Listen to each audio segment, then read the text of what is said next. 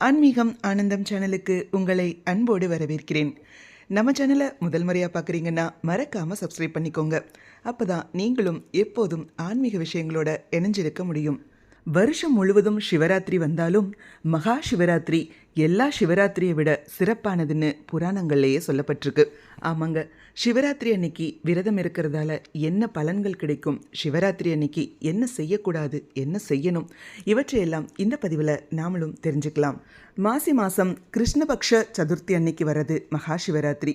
மற்ற சிவராத்திரிகளில் விரதமிருந்து பெறும் எல்லா வகை நலன்களையும் இது ஒரு சேர வழங்குறதால இது மகா சிவராத்திரின்னு போற்றப்படுது. சிவங்கிற சொல்லை மங்களத்தை குறிக்கும். சிவராத்திரினாலே மோட்சம் தருவதுன்னு பல நூல்களில் சொல்லப்பட்டிருக்கு. சிவராத்திரிகளில் மாத சிவராத்திரி, யோக சிவராத்திரி, பக்ஷ சிவராத்திரி, நித்திய சிவராத்திரி, மகா சிவராத்திரின்னு 5 வகையாக சொல்லப்படுது. இதில் மகா சிவராத்திரி விரதமே மிகப்பெரிய வழிபாடாக கொண்டாடப்படுது. சிவராத்திரி அன்னைக்கு ஒரு வில்வ மரத்து மேலே உட்கார்ந்திருந்த குரங்கு இரவு முழுவதும் தூங்காமல் விழித்திருந்து வில்வ இலைகளை பறித்து அந்த மரத்தின் கீழே போட்டுக்கிட்டு இருந்தது. அந்த மரத்தடியில் அந்த சமயம் சிவனாரும் உமையம்மையும் அமர்ந்து பேசிக்கிட்டே இருந்தாங்க. குரங்கு அதனை அறியாமல் செய்த பூஜையை ஏற்று சிவனாரும் மறுபிறவியில் முசுகுந்த சக்கரவர்த்தியாக பிறப்பதற்கு அருள் பாலித்தார். தன்னையே அறியாமல் செய்த பூஜைக்கு இவ்வளவு பலன் கிடைக்கும்னா நமக்கு எவ்வளவு பலன் கிடைக்கும்னு யோசிச்சு பாருங்க. பல இரவுகளில் செய்கின்ற பூஜையோட பலன்களை இந்த மகா சிவராத்திரி பூஜை ஒன்றே கொடுத்துடும். ஏன்னா பல சதுர் யுகங்கள் முடிஞ்சு, பல கல்பங்கள் முடிஞ்சு இதில் வர்ற இரவுகள் அனைத்திலும் அன்னை பராசக்தி ஈசனை பூஜை செய்திருக்கிறாள். ஆகவே சிவராத்திரி என்பது பல கல்பகோடி இரவுகள் சேர்ந்து வந்த ராத்திரி ஆகும். ஆலமரத்தடியில் ஸ்ரீ தட்சிணாமூர்த்தி யோகத்தில் அமர்ந்திருப்பதற்கு காரணமே சிவராத்திரியோட மகிமையை எடுத்து சொல்வதற்காகத்தான். திங்கட்கிழமை அன்னைக்கு சதுர்த்தசி திதி பகல்லையும் இரவு 60 நாளிகைகள் சேர்ந்து வந்தால் அது யோக சிவராத்திரி ஆகும். அதாவது யோகியர் மறந்திடாத சிவராத்திரி. தை மாதத்தில் வர்ற தேய்பிறை சிவராத்திரியே பக்ஷ சிவராத்திரி ஆகும். ஒரு வருஷத்துக்கு 12 மாதங்கள் இருக்குது. ஒரு மாதத்துக்கு 2 சிவராத்திரி வருது. ஆக ஆண்டிற்கு 24 சிவராத்திரிகள் வருது. வளர்பிறை சதுர்த்தசி, தேய்பிறை சதுர்த்தசி, இது நித்திய சிவராத்திரின்னு சொல்லப்படுது.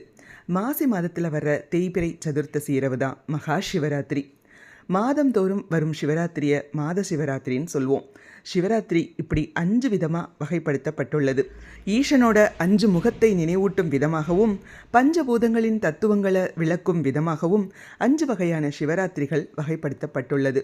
இவற்றில் ஏதாவது ஒரே ஒரு சிவராத்திரி விரதம் இருந்தாலே போதும், மனித பிறவி எடுத்தமைக்கான பலனை அடைந்துவிட முடியும்னு விளக்குறாரு சித்தர்களின் தலைவரும் தமிழ் மொழியை பூமிக்கு கொண்டு வந்தவருமான அகத்தியர். சிவராத்திரி அன்னைக்கு முதல் ஜாம பூஜையில் ரிக்வேதம் பாராயணம் செய்யணும். ரிக்வேதம் தெரியாதவங்க ஓம் நம சிவாய அப்படிங்கிற பஞ்சாட்சரத்தை ஜெபிக்கணும். இதனால் ருத்ரம், ரிக்வேதம், சாமவேதம் சொன்ன பலன்கள் கிடைக்கும். யார் வேண்டுமானாலும் சிவராத்திரி விரதத்தை மேற்கொள்ளலாம். மற்ற விரதங்கள் அனைத்தையும் கடைபிடித்தவங்களுக்கு, யார் கடைபிடித்தாங்களோ அவங்களுக்கு மட்டுமே நன்மையை கொடுக்கும். ஆனால் சிவராத்திரி விரதமோ கடைபிடித்தவங்களுக்கு மட்டும் இல்லாமல் அவரது தலைமுறைக்கே ஈடு இணையற்ற புண்ணியத்தை கொடுக்கும். ஒருவர் தொடர்ந்து 24 வருடங்கள் சிவராத்திரி விரதம் இருக்கும்போது அவர் சிவ சாயுஜ்ய நிலையை அடையிறது மட்டுமல்லாமல் அவரது 21 தலைமுறைகளும் முக்தியை அடைவாங்க அப்படிங்கிறது ஐதீகம். அர்ஜுனன் சிவராத்திரி விரதத்தை கடைபிடித்ததினாலேயே பாசுபதாஸ்திரம் பெற்றான். கண்ணப்ப நாயனார் தம் கண்களை சிவனாரின் திருமேனியில் இட்டு தம் அசையாத பக்தியால் முக்தி பெற்ற தினமும் சிவராத்திரியே. சிவராத்திரி விரத மகிமையால் அம்பிகை இறைவனின் உடலில் சரிபாதியை பெற்றாள். சிவபெருமான் மார்க்கண்டேயருக்காக காலனை உதைத்து காலகண்டேஸ்வரர் என்ற திருநாமம் பெற்றதும் சிவராத்திரி தினத்தன்றே. இவ்வளவு மகிமைகள் வாய்ந்த மகா சிவராத்திரி அன்னைக்கு என்ன செய்யணும், என்ன செய்யக்கூடாது, அதையும் தெரிஞ்சுக்கலாம். மகா சிவராத்திரி நாளில் இறைவனுக்கு 4 ஜாம பூஜைகள் செய்யப்படும். ஒவ்வொரு ஜாமத்தின் போதும் அபிஷேக ஆராதனைகள் செய்யப்படுறது வழக்கம். இந்த நேரங்களில் கோவிலுக்கு வரக்கூடிய பக்தர்களின் வருகையும் அதிகமாக இருக்கும். இந்த மகா சிவராத்திரி அன்னைக்கு நாம் செய்யக்கூடாத மிக முக்கியமான தவறு பக்தர்களுக்கு உணவு அளிக்கிறது. உண்மையில் சிவராத்திரி நமக்கு அருளப்பட்டதோட காரணத்தை நாம் புரிஞ்சுக்கணும். மனிதர்களுக்கு மிக முக்கியமானது 2 விஷயம், உணவும் நல்ல தூக்கமும். இந்த 2ஐயும் விலக்கி சிவனுக்காக நாம் விரதம் இருப்பது தான் இந்த நாளோட நோக்கமே ஆகும். உணவையும் உறக்கத்தையும் விலக்குனா புலன்கள் தானாகவே அடங்கும். அப்பதான் இறையுணர்வை பெற முடியும். நினைத்த காரியமும் சித்தியாகும். வைகுண்ட ஏகாதசியும் இதே நோக்கத்தில் தான் அனுஷ்டிக்கப்படுது. மகா சிவராத்திரி அன்னைக்கு அம்பாளே உணவு அருந்தாமல் இருக்கும்போது நமக்கு எதுக்காக உணவு? மேலும் சிவபெருமான் ஆரவாரத்தை விரும்பாதவர். ஏகாந்தம், ஏகாந்தம், முற்றிலும் ஏகாந்தம். சிவராத்திரின்னு பெயர் வர காரணமே அம்பாள் தான்.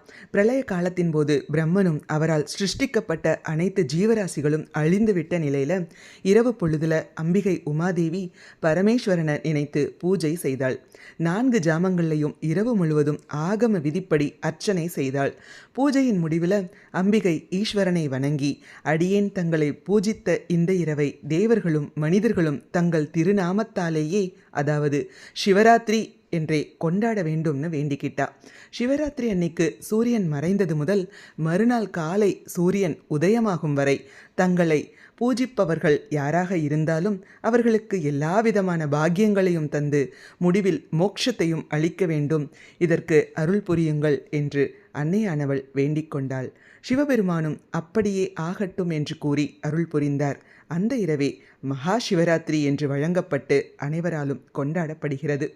பகல் பொழுது பரமேஸ்வரனுக்கும் இரவு பொழுது அம்பிகையான உமாதேவிக்கும் உரியது என்பது நியமம்.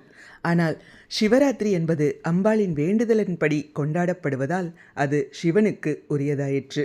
மேலும் மகா சிவராத்திரி அன்னைக்கு சிவபெருமானை நினைச்சு சுக போகங்களை தவிர்த்து ஒருவேளை மட்டும் ஆகாரம் எடுத்துக்கொள்ளணும். அதிகாலையில் சூரிய உதயத்திற்கு முன்பே எழுந்து நீராடி காலை வேளையில் சிவபெருமானுக்கு செய்ய வேண்டிய பூஜைகளை எல்லாம் செய்துவிட்டு சிவாலயங்கள் சென்று வழிபடணும். வீட்டில் சிவபூஜை செய்கிற இடத்தை சுத்தம் செய்து தேவையான பொருட்கள், மாலை, தோரணங்கள் கொண்டு அலங்காரம் செய்யலாம். 4 கால சிவபூஜையில் பூஜைக்கு தேவையான வஸ்திரம், மலர்கள், மாலை, நெய்வேத்தியம், அபிஷேக பொருட்கள் ஆகியவற்றை படைத்து பூஜை செய்யலாம். சிவபூஜை செய்ய இயலாதவங்க சிவாலயங்களில் நடைபெற 4 கால பூஜைகளில் கலந்து கொண்டும் சிவனருள் பெறலாம். சிவபெருமான் ஆலகால விஷத்தை உட்கொண்டதால் அவருடைய உடல் மிகவும் வெப்பமாக மாறிவிடுவதாக ஐதீகம். அந்த வெப்பத்தை தணிப்பதற்காகவே அவருக்கு பல்வேறு வகையான பொருட்களை கொண்டு அபிஷேகம் செய்கிறோம். தேன், பால், தயிர், நெய் ஆகியவற்றால் அபிஷேகம் செய்வது எண்ணற்ற பலன்களை கொடுக்கக்கூடியது இந்த மகா சிவராத்திரியில். அதனால் நம்மால் இயன்ற அளவு இந்த அபிஷேக பொருட்களை சிவாலயங்களுக்கு வாங்கித் தரலாம். மகா சிவராத்திரி அன்று பஞ்சாட்சர மந்திரம் உச்சரிப்பதால் மற்ற நாட்களில் 100 முறை பஞ்சாட்சரம் ஜெபித்த பலன் கிட்டும் என்கிறது சாஸ்திரம். மேலும் மகா சிவராத்திரி அன்று சிவபுராணம், கோளறுபதிகம், லிங்காஷ்டகம், பஞ்சாட்சர ஸ்தோத்திரம், நடராஜப்பத்து, திருவாசகம், தேவாரம், மேலும் சிவஸ்தோத்திரங்கள் ஆகியவற்றை படிக்கலாம். இல்லையில் அடுத்தவரை படிக்கச் சொல்லியும் கேட்கலாம். அமைதியாக சிவ மந்திரங்களை சொல்லி தியானிக்கலாம்.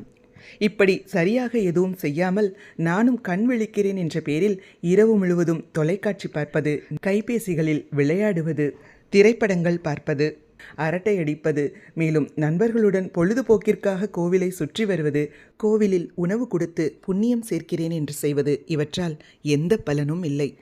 இவற்றையெல்லாம் விடுத்து சிவராத்திரியை நன்முறையில் அனுஷ்டிக்க வேண்டும். சிவனுக்குரிய நாளான மகா சிவராத்திரி நாளில் சிவபெருமானை நினைத்து விரதம் இருக்கும் பொழுது நினைத்த காரியங்கள் நிறைவேறும், கஷ்டங்கள் நீங்கி மகிழ்ச்சியுடன் வாழலாம். சிவராத்திரி உபவாசம் என்பது நியதி. உபவாசம் என்ற சொல்லுக்கு இருத்தல் என்பது பொருள். ஆகவே உடலாலும் மனதாலும் சிவ சிந்தனையுடன் இருக்க வேண்டும். அறிந்து செய்த பாவங்களையும் அறியாமல் செய்த பாவங்களையும் கர்ம வினைகளையும் அழித்துவிடும் இந்த மகா சிவராத்திரி பூஜையை நாமும் அனுஷ்டிப்போம். சிவனருளை பெறுவோம். ஓம் நம சிவாய, ஓம் நம சிவாய, ஓம் நம சிவாய. இந்த மகா சிவராத்திரிக்கான பதிவு உங்கள் எல்லாருக்கும் பயனுள்ளதாக இருக்கும்னு நம்புகிறேன். நம்ம சேனலை முதல் முறையாக பார்க்குறீங்கன்னா மறக்காமல் சப்ஸ்கிரைப் பண்ணிக்கோங்க. உங்கள் ஃப்ரெண்ட்ஸ் அண்ட் ரிலேட்டிவ்ஸ்க்கும் ஷேர் பண்ணுங்கள். நல்லதே நடக்கட்டும், நன்மையை பிறக்கட்டும். நன்றி, வணக்கம்.